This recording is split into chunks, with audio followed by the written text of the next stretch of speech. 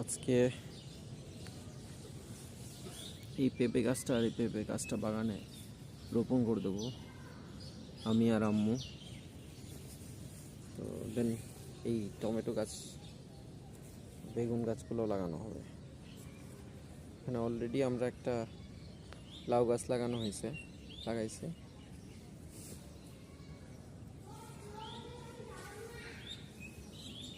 ফুলের গাছের মধ্যে হচ্ছে গাঁদা ফুল, সূর্যমুখী ফুল আছে,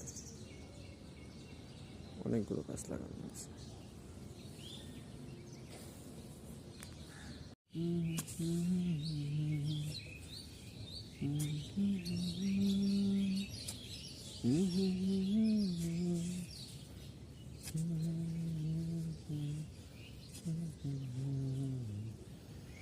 বাইরের যেখান থেকে এই মাটিটা আনা হোক